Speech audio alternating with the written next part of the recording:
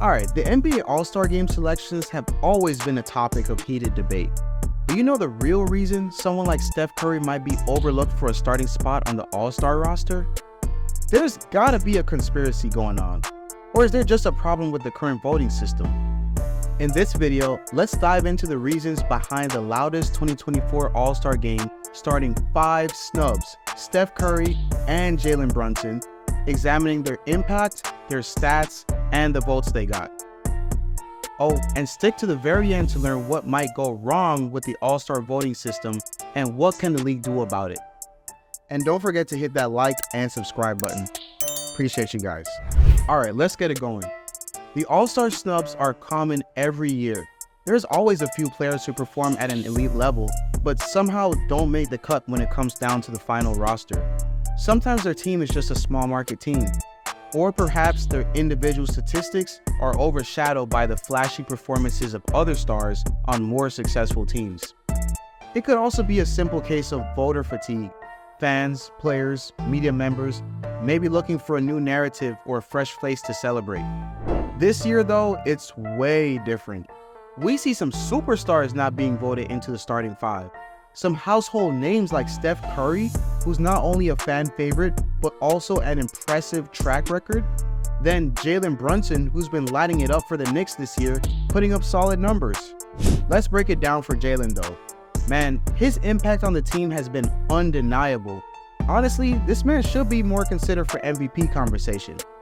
Taking over lead guard, Brunson's consistency and clutch playmaking have propelled the Knicks offense. He's making the Knicks look like a true playoff contender. In fact, they're currently 4th in the East and are among the top 8 teams in the league with a record over .6, meaning if the playoffs started today, they'd be in, and with an opportunity for a home court advantage.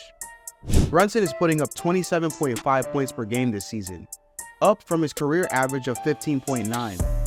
It's like he activated the turbo button on his sneakers or got a hold of some secret basketball elixir like Mike's Secret Stuff. I'm telling you, he's just been unstoppable. Look at this. Pulls up three-pointer, puts it in. Jalen is shooting the lights out from 3, hitting over 40% while also adding 6.5 assists per game and 4 rebounds.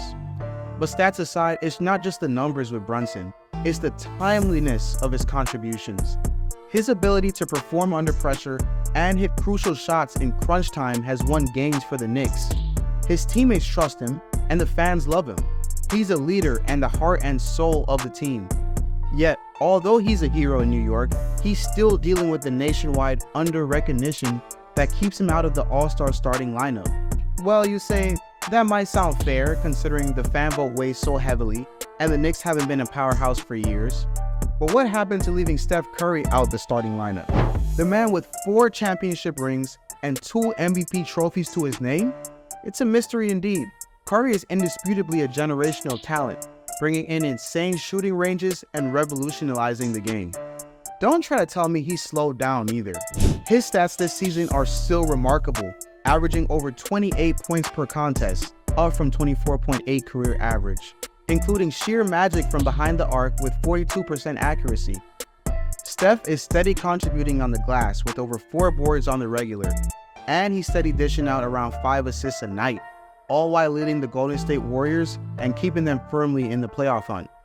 That said, the exclusion of Curry from the All-Star starting lineup has left fans baffled. It's a decision that not only questions the weight of past accomplishments, but also overlooks his current impact on the court. Steph is basketball Picasso, you must admit, creating a masterclass every night with his visionary plays and artful threes. Yet, he finds himself on the bench when the All-Star game starts. It's like leaving Picasso out at an art expedition. You just don't do it. Imagine the Louvre saying, "Sorry, Mr. Picasso, we've got some new artists in town." I can see the Mona Lisa shaking her head thinking, I thought we were supposed to appreciate masterpieces here. So what gives? It seems the fans are clamoring for new narratives and fresh blood. In the East, Tyrese Halliburton and Damian Lillard are the starting guards. In the West, it's Luka Doncic and Shai Gilgeous-Alexander, both having breakout seasons. The snubs of Curry and Brunson reflect a broader desire for diversity at the marquee event. Could it be the secret policy of the league to showcase rising stars over established vets, despite their significant contributions? Don't get me wrong, I'm not saying the voting results are rigged or anything, but something feels off. Jalen Brunson was actually ahead of Lillard. Both player and media votes put him on top, but it was the fan votes that tipped the scales in Lillard's favor. Now, this takes us to a fundamental question. Should fan voting weigh so heavily that it can overshadow both player and media votes? The players know for sure who's truly making an impact on the court, and the media has a broader perspective that accounts for player performance relative to the entire league. Yes, voting fans account for 50%, with player and media votes holding a 25% stake. The current system aims to involve the audience, but may need adjustments to better reflect the athlete's season performance and their peers' recognition. Another reason for the controversy could be the timing of the voting. You see, early season bursts by certain players might capture the attention of fans, sometimes overshadowing the steady excellence of players like Curry. This can skew the voting towards those who peak at the right moment, but may not sustain that level of impact throughout the entire season. The All-Star Game is meant to highlight the best of the league, so a balance must be struck to ensure it truly represents the elite. Now, this is just my honest opinion, but let me know in the comments what you think about it. There is no doubt that one more reason for this type of snub is the influence of a younger and more diverse fan base voicing their preferences through votes. International audiences are also growing, which certainly contributes to votes leaning towards newer global icons.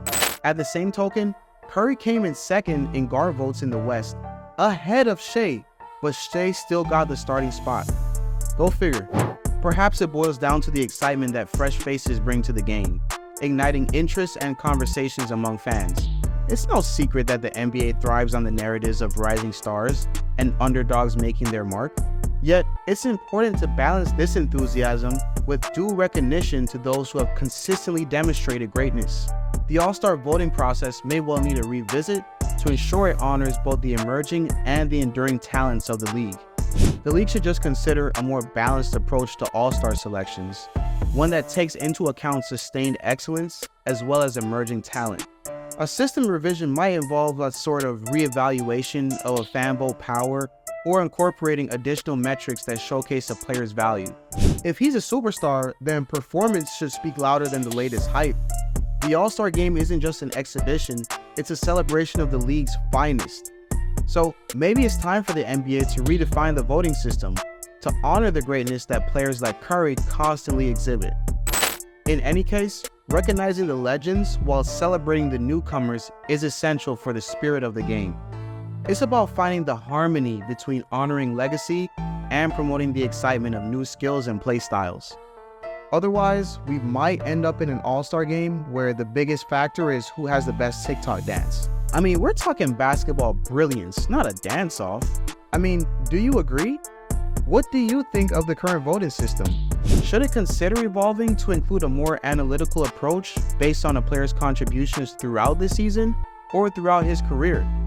Perhaps including advanced metrics might give us a clearer picture on who deserves the accolade of All-Star status. What other solutions do you see? Jump in that comment section and let's talk about it.